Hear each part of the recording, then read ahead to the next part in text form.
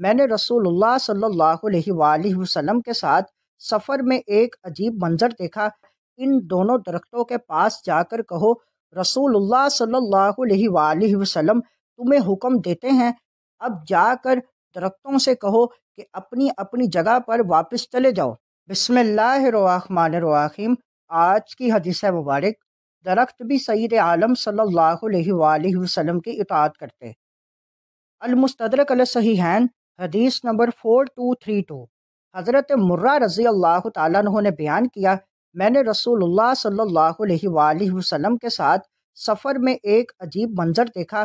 ہم ایک جگہ ٹھہرے تو آپ صلی اللہ علیہ وآلہ وسلم نے فرمایا، ان دونوں درختوں کے پاس جا کر کہو، رسول اللہ صلی اللہ علیہ وآلہ وسلم تمہیں حکم دیتے ہیں کہ تم دونوں اکٹھے ہو جاؤ۔ میں نے درختوں سے یہ بات کہی تو ہر ایک درخت اپنی جڑ سے اکھڑ کر دوسرے کی طرف گیا اور دونوں اکٹھے ہو گئے۔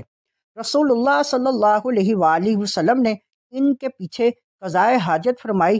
پھر آپ صلی اللہ علیہ وآلہ وسلم نے فرمایا، اب جا کر درختوں سے کہو کہ اپنی اپنی جگہ پر واپس چلے جاؤ۔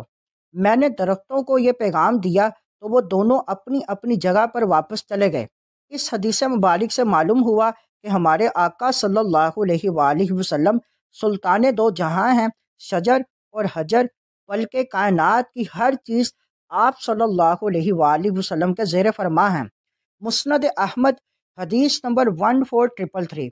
سیدنا رسول اللہ صلی اللہ علیہ وآلہ وسلم نے فرمایا، نافرمان جنوں اور انسانوں کے علاوہ آسمان اور زمین کی ہر شے جانتی ہے کہ میں اللہ کا رسول ہوں۔ اس حدیث مبارک کو مزید آگے دوستوں تک پہنچائیں۔ مزید معلومات کے لیے ہمارے چینل کو لائک اینڈ سبسکرائب کریں۔